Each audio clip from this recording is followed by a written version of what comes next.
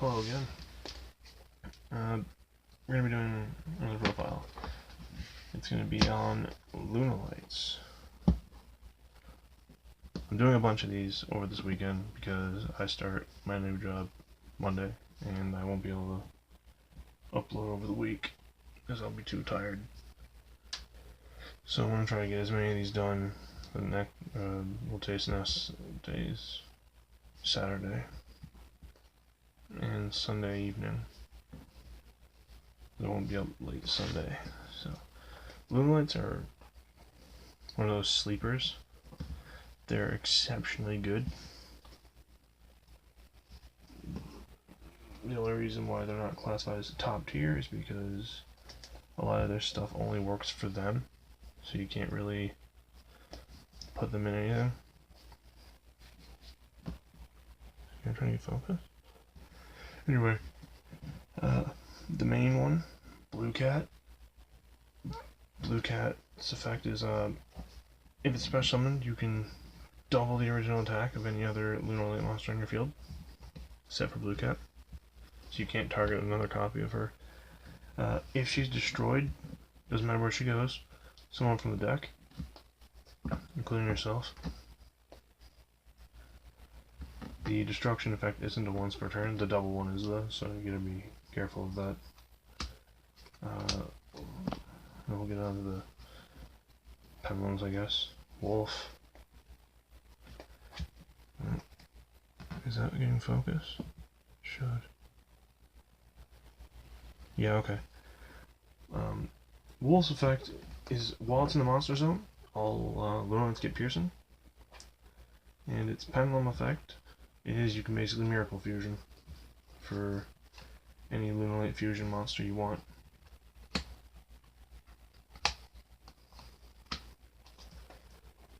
Tiger, the other pendulum monster. Its monster effect is if it's destroyed on the field by any means, you can target a Lunalight in your grave and special summon it. You can only do it once per turn. Its pendulum effect is basically the same thing. You bring one back, but it can't attack or use its effects, and it's destroying the end phase. So you use this one to get back a fusion, or you use it to get back Blue Cat so that it's destroyed, so you get the special summon. Move on to the non-pendulum monsters, I suppose. Fox. If it's sent to the grave by card effect, target a face-up monster your opponent controls. Its attack becomes 0 for the rest of the turn. And if it's in the grave, when a card or effect activates, targets a Lunalight monster. Banish it, negate the effect, and both players gain 1,000. It's not bad. It's really good for clutch defense plays. Like if you drop one of your non-Leos and they try to compulse it or something like that, or use an effect to bounce it, you can just negate it. They try to firewall your monsters, you can negate it. Holy shit, the lack of focus this poor phone has, my god.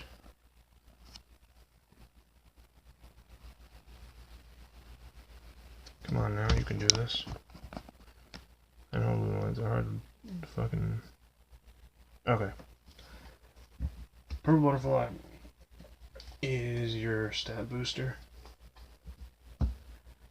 You pitch it from your hand. What is this?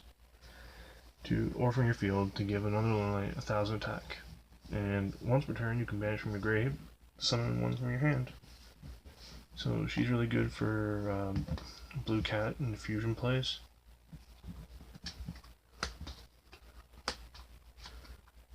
White Rabbit, the Monster Reborn.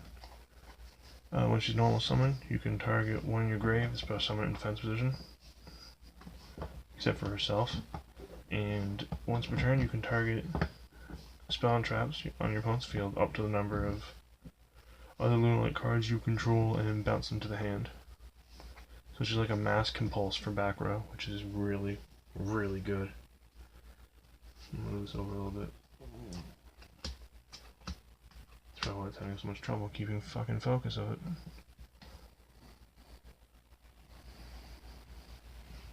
Jesus. fucking complicated. Well, the middle one can be seen, so that's okay. Sadly, the effect is a little bit small, so it's hard to read. Black sheep, you can discard it to add a Lunalight from your grave to your hand, except for herself, or to add a poly from your deck to your hand.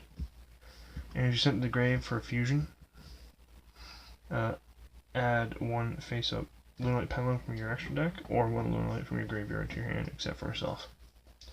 So she starts your fusion plays, which is really good. And I'm pretty sure I'm bad for this, but I only played 2 Kaleido chicks. She's arguably the best one in the deck. I don't think she is, but she's arguably the best in the deck because she has 3 effects. You can send a Lunalight from your deck or extra deck, and she becomes it. If you sent to the grave for a fusion, you can add poly back to your hand. And if she's banished, if this card's banished, for the rest of the turn, your opponent can activate cards or effects during the battle phase. So they can't use like trap cards, counters, shit like that. Stuff that's really helpful. For spells, because this is mainly a spell-oriented deck, because it's fusion. There's not a lot of room for traps. 3 tanky, self-explanatory. Oh, excuse me. Self-explanatory. Searches nigh everything in the deck except for Wolf. Triple Allure. Draw a Kaleido chick, banish it, spect activates. Plus it's a free +1, so Lunalight Perfume. Put 3 of this because it's Monster Reborn. So you literally don't need to play Monster Reborn in this, because there's no non-Lunalight in the deck. Which I'm probably also bad for, but you know, that's okay. Aside from that, you can banish it to pitch one from your hand and add a Lunalight from your deck to your hand. And this one doesn't have any restrictions. So it's pretty good. It can open up a lot of options if you have it. Because it doesn't say you have to discard a Lunalight monster, you can just discard any card. So it's really helpful in that sense. 2 polys. I thought I played 3, but I guess I don't. And I can understand my mentality for that. Aside from the fact that you can search it with sheep. Sheep. You also have Wolf, who is virtually a better version of this. You can add it back with Kaleido chick.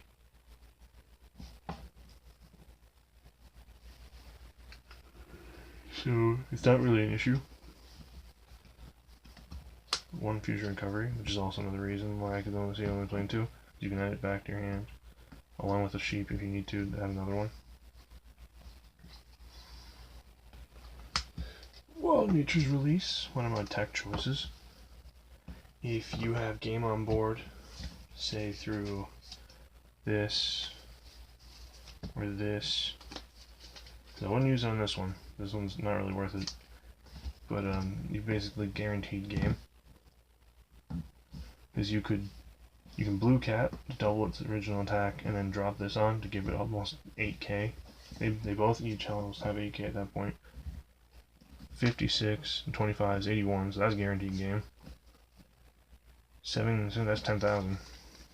So it's pretty great, and she can attack twice, and Panther can attack everything. So if you have Wolf on board, you win.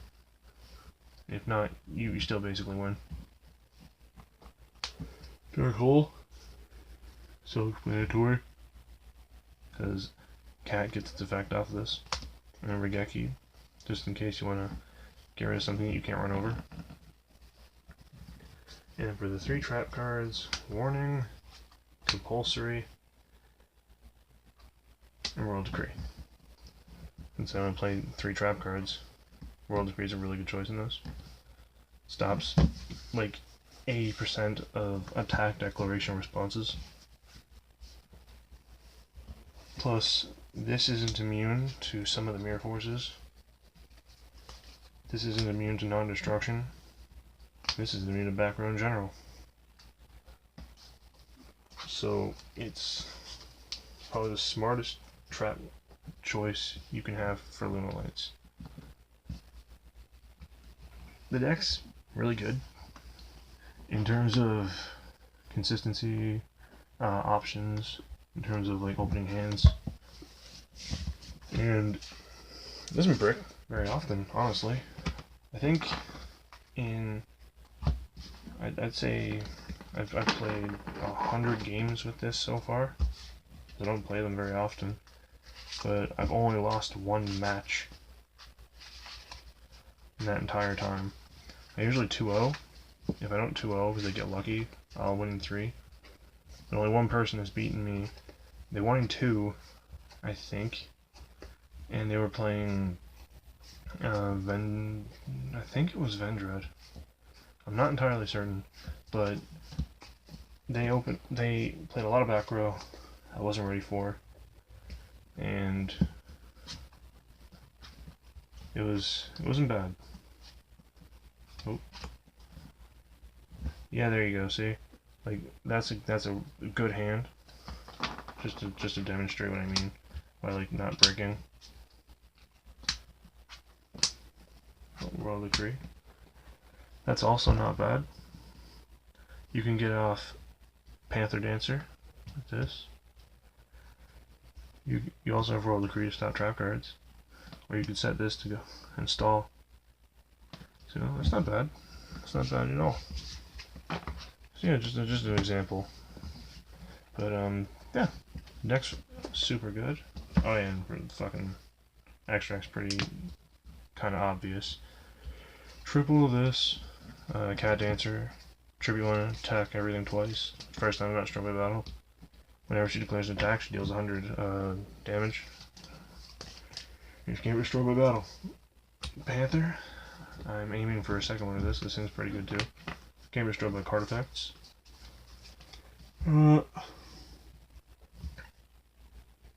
She can attack everything twice by declaring an effect. Whenever she destroys a monster by battle, she gains 200 attack. So that's pretty straightforward. And then Leo, I guess the mother of the deck. She can't be targeted or destroyed by card effects. She can attack twice, regardless of having to activate an effect or shit not being destroyed by battle. And after she attacks, after damage step or damage calculation, if it attacked a monster, you can destroy all special monsters your opponent controls. So she basically board wipes. Most back row doesn't work on her, which is really unfair. And for fucking 3,500, that's pretty legit. I might do test hands later on down the line, but like I said before, if you enjoyed the deck, like please by all means give it a shot. This archetype is super fun. They're really interesting. Like, you can pull off really ridiculous shit with this. One of my friends was playing it because she also has the same deck. She was playing against one of her buddies, and he had a stacked board. He didn't have any back row though, and she had nothing, and she thought she lost. So I looked at her hand, and I told her like, straight up she had game, and she didn't know how. So dropped Wolf. She had a cat and grave. This one, and I fused with it to get out Panther, and she had a butterfly in hand. So I pitched to the graveyard, and then used its effect because she also had a cat in hand, mind you. So I banished it, special in the cat, doubled its attack to 56 because she loses 1,000 afterwards. Because their attack becomes, regardless of what it is, it becomes. And Butterflies isn't continuous, it's just a static. So 56, use its effect, attacked into everything and won. So the deck can make huge comebacks, and it's super versatile because of that. It's hard to kind of stop them once they have their like setups on the board. So it's really good for beginners to learn also. So yeah, hope you enjoyed. Give the deck a try. Any comments, leave them. Any critiques, give your reasoning, and farewell.